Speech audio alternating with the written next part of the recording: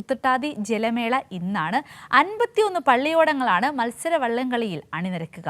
A ബാച്ചിൽ 35 പള്ളിയോടങ്ങളും B ബാച്ചിൽ 16 പള്ളിയോടങ്ങളും മത്സരിക്കും. 16 ഹിറ്റ്സുകളിലായിട്ടാണ് മത്സരങ്ങൾ നടക്കുക. അപ്പോൾ ഈ ഉത്രട്ടാതി ജലമേളയുടെ ഈ വള്ളംകളിയുടെ കൂടുതൽ വിശദാംശങ്ങളുമായി പത്തനംതിട്ടയിൽ നിന്നും സുജു ടി ബാബു നമ്മളോടൊപ്പം ചേരുകയാണ്. Suju, good morning. രാവിലെ തന്നെ അവിടെ പമ്പയാറിന്റെ തീരത്ത് പള്ളിയോടങ്ങളോടൊപ്പമാണ് സുജു ചേർന്ന് നിൽക്കുന്നത്. അപ്പോൾ ഒരു വലിയ ആവേശത്തിലേക്കാണ് ഈ ഒരു ദിവസം പോകുന്നത്. എന്താണ് നമുക്ക് അവിടെ നിന്നും ഇപ്പോൾ പങ്കുവയ്ക്കുവാൻ സാധിക്കുന്ന ഏറ്റവും മനോഹരമായ നിമിഷങ്ങൾ? സിന്ധുവിൽ തീർച്ചയായിട്ടും വലിയ ആവേശമായിരിക്കും ആറന്മുള ഉത്രട്ടാതി ജലമേള. ഈ ആറന്മുളക്കാർക്ക് മാത്രമല്ല പത്തനം ജില്ലക്കാർക്ക് മുഴുവൻ, കേരളീയർക്ക് മുഴുവൻ സമ്മാനിക്കും. ഇപ്പം നമ്മുടെ ഇതിൻ്റെ പള്ളിയോട സഭാ സംഘത്തിൻ്റെ ഭാഗം ഇവിടെ ചേരുകയാണ്. ചേട്ടാ, നിങ്ങളെ സംബന്ധിച്ചോളം വലിയൊരു ഉത്സവം പോലെയാണ് ഈ ജലമേള അരങ്ങേറുന്നത്. തീർച്ചയായിട്ടും ഇത് ആറന്മുളയുടെ മധ്യ തിരുവിതാംകൂറിൻ്റെ തിരുവോണമാണ്. ഇന്ന് ആറന്മുള ദേശക്കാരെല്ലാം തിരുവോണം ആഘോഷിക്കുന്ന ഇന്നാണ്, ഉത്രട്ടാതി നാളാണ്. ഈ ഉത്രട്ടാതി നാളിൽ നാനാദേശത്തു നിന്നുള്ള ആൾക്കാർ ഇവിടുത്തെ വീടുകളിൽ വന്ന് സദ്യയൊക്കെ കഴിച്ചതിന് ശേഷം ബന്ധുമിത്രാദികളോടൊപ്പം ഈ പമ്പാ നദിയുടെ കരയിലേക്ക് വന്ന് ലക്ഷക്കണക്കിന് ആൾക്കാരെ കൊണ്ട് ഒരു 1:30-2 മണിയോടുകൂടി ലക്ഷക്കണക്കിന് ആൾക്കാരെ കൊണ്ട് ഈ പമ്പയുടെ ഏതാണ്ടൊരു 1000 മീറ്റർ ദൂരത്തിലുള്ള ഈ ട്രാക്കിൽ ഇരുകരകളിലായി നിറഞ്ഞു കവിയുന്നതോടുകൂടിയാണ് നമ്മുടെ ജലമേളയ്ക്ക് ആരംഭം കുറിക്കുന്നത്. ഏകദേശം എനിക്ക് തോന്നുന്നു രാവിലെ ക്ഷേത്രത്തിൽ നിന്നും കെടാവിളക്കായിൽ ഏന്തിയ ദീപം ഇവിടെ സത്രക്കടവിൽ കൊണ്ടുവരികയും അതിനുശേഷം അതിവിടെ കത്തിക്കുകയും പിന്നീട് നമ്മുടെ ജില്ലാ കളക്ടർ ഔദ്യോഗികമായിട്ട് ഫ്ലാഗ് ഓഫ് ഉയർത്തുന്നതോടുകൂടിയാണ് ജലമേളയ്ക്ക് തുടക്കം കുറിക്കുന്നത്. പിന്നീട് 1:30 ആയപ്പോഴത്തേക്ക് നമ്മുടെ 1 മണിക്ക് വിശിഷ്ട വ്യക്തികൾക്ക് വള്ളസദ്യ നൽകുന്നുണ്ട്. അതിനുശേഷം 1:30യോടുകൂടി നമ്മുടെ ജലഘോഷയാത്ര ആരംഭിക്കും. ജലഘോഷയാത്ര ഇവിടുന്ന് സത്രക്കടവിന് താഴെ നിന്നും മേളിലേക്കാണ് ജലഘോഷയാത്ര. കഴിഞ്ഞ പ്രാവശ്യത്തിൻ്റെ കൂട്ട് തന്നെ ബി ബാച്ചിലെ 3 ബാച്ചുകൾ ഈ ക്ഷേത്രക്കടവിൽ നിന്നും താഴേക്ക് വന്ന് ചവിട്ടിത്തിരിച്ച് മേളിലേക്ക് പരപ്പരക്കടവിൽ എത്തുന്നതോടുകൂടി മത്സര വള്ളംകളിക്ക് ആരംഭിക്കും. ഈ മത്സര വള്ളംകളി എന്ന് പറയാൻ നമ്മൾ പഴയ കുട്ടനാടൻ രീതിയിലുള്ള ഒരു മത്സരമല്ലിത്.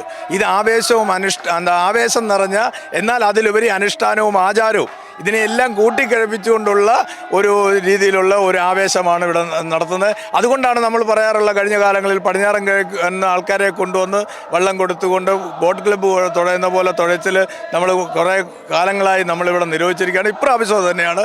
പുറത്തു നിന്നുള്ള ആൾക്കാർ വന്ന് തുഴയുന്നതിന് എതിരാണ്. അത് തുഴയാൻ പാടില്ലെന്നാണ്.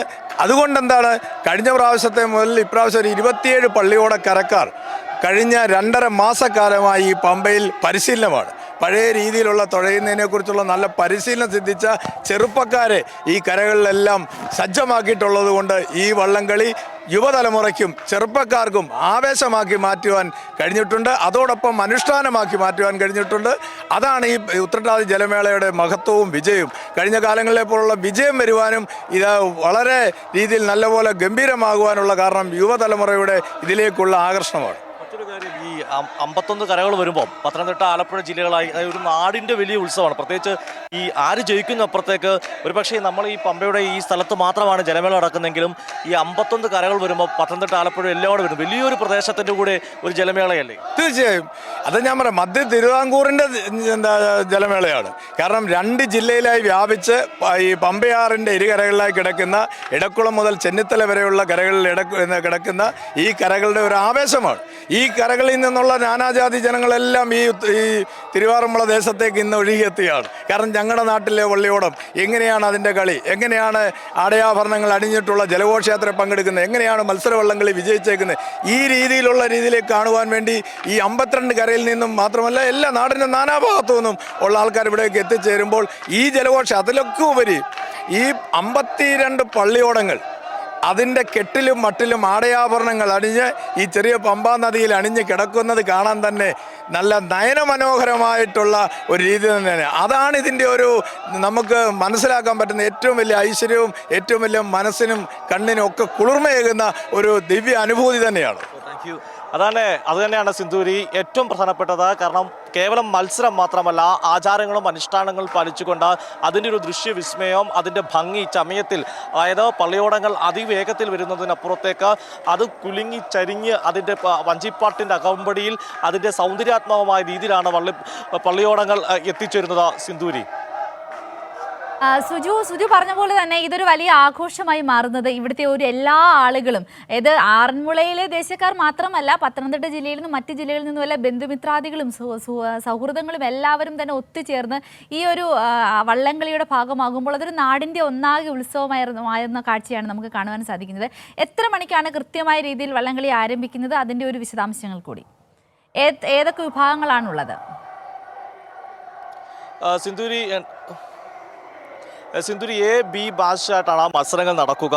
വൈകിട്ട് ഉച്ചയ്ക്ക് ശേഷം 3:00 മത്സര വള്ളംകളി ആരംഭിക്കുക. രാവിലെ ഭദ്രദീപം ക്ഷേത്രക്കടവിൽ നിന്ന് കൊളുത്തി ഈ സ്ഥലത്തേക്ക് എത്തിക്കും. മാത്രമല്ല കൊടി ഉയർത്തുന്ന പത്തനംതിട്ട ജില്ലാ കളക്ടർ എസ് പ്രേംകൃഷ്ണനാണ്. ഇതുമായി ബന്ധപ്പെട്ട ഇത്തവണ 51 പള്ളിയോടങ്ങളാണ് ജലഘോഷയാത്രയിൽ പങ്കെടുക്കുന്നതെങ്കിലും 50 പള്ളിയോടങ്ങളായിരിക്കും ഈ മത്സര ഇനത്തിൽ പങ്കെടുക്കുന്നത്. എ ബി ബാച്ചുകളായിട്ടാണ് മത്സരം നടക്കുക.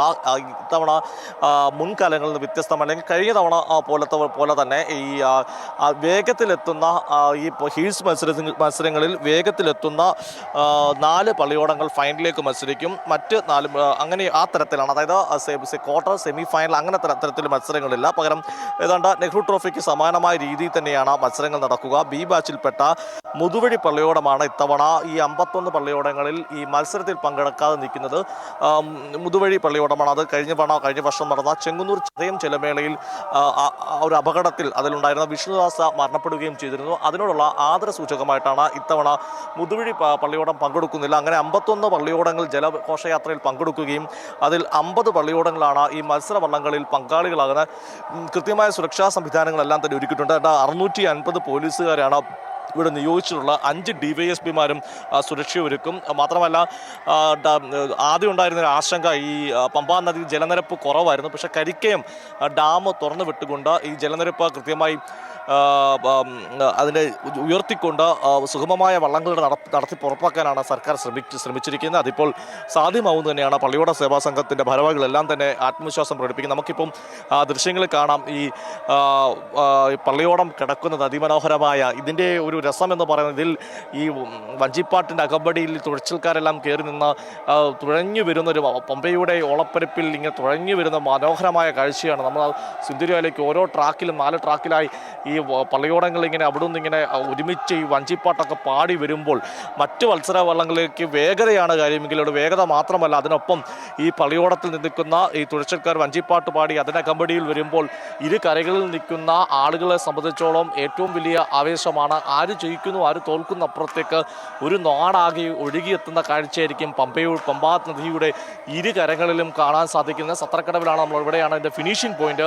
എന്തായാലും മന്ത്രി കെ രാജനാണ് ഇത്തവണ പങ്കെടുക്കുന്നത്.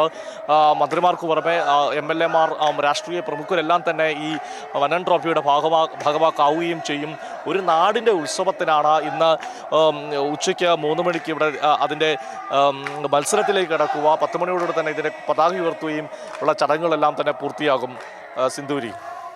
സുജു, താങ്കൾ പറഞ്ഞ പോലെ തന്നെ ഈ ഉത്രട്ടാതി വള്ളംകളി ആറന്മുളയിൽ നടക്കുമ്പോൾ അത് താളലയങ്ങളുടെ ഒരു സമന്വയമായി മാറുന്ന കാഴ്ചയാണ്. അതായത് നമുക്കറിയാം, ഇപ്പോൾ സുജു പറയുമ്പോൾ തന്നെ അവിടെ നിന്നും നമുക്ക് ആ ഒരു വഞ്ചിപ്പാട്ടിൻ്റെ ആ ഒരു ആഘോഷം, ആ ഒരു ഗാനം വീണ് നമ്മളിലേക്ക് എത്തുകയാണ്. ആ വഞ്ചിപ്പാട്ടിൻ്റെ താളത്തിലാണ് ഇവർ തുഴയുന്നത്. അപ്പോൾ അത് തന്നെയാണ് അതൊരു മനോഹര കാഴ്ചയായി മാറുന്നത്. ഇപ്പോൾ അവിടെ നിന്ന് കേൾക്കുന്ന ആ ഒരു പാട്ടിനോടൊപ്പമാണ് ഞങ്ങളും ഇപ്പോൾ സഞ്ചരിച്ചു കൊണ്ടിരിക്കുന്നത്.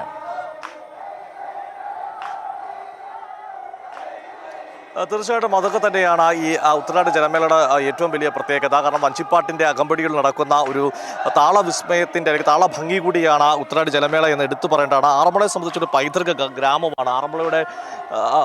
ആറന്മുളയുടെ ഒരു വലിയ പ്രത്യേകത എന്ന് പറയുന്നത് ഈ ആറന്മുളയിൽ ഇപ്പം ആറന്മുളയുടെ വലിയ ഒരു, നമുക്ക് വഞ്ചിപ്പാട്ടിലേക്കും വേണമെങ്കിൽ അല്പസമയം കടക്കാവുന്നതാണ്.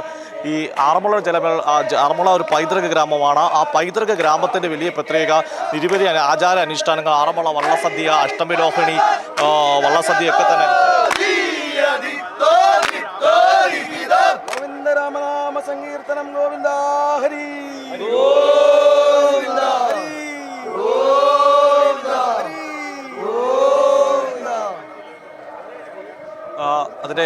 അതാണ് ഇപ്പോൾ നമ്മൾ കേട്ടല്ലോ. അതാണ് ഇതിൻ്റെ ഒരു മനോഹരമായ ഒരു കാഴ്ച തന്നെ. ഇത്തരം കാര്യങ്ങൾ തന്നെയാണ് സിന്ധൂരി. ശരി, വ്യക്തമാണ് സുജു. അപ്പോൾ എന്തായാലും ഇന്നത്തെ ഒരു ദിവസം ഉത്രട്ടാതി വള്ളംകളിയോടൊപ്പമാണ് നമ്മളും സഞ്ചരിക്കുവാൻ പോകുന്നത്. ഉച്ചയ്ക്ക് ശേഷം 1:30-ക്ക് ശേഷമാണ് ഇതിൻ്റെ ഒരു ഘോഷയാത്ര, വള്ളംകളിയുടെ ഒരു ഘോഷയാത്ര ആരംഭിക്കുന്നത്. അതിനുശേഷം 4 മണിയോടുകൂടിയായിരിക്കും മത്സരം ഉണ്ടാവുക.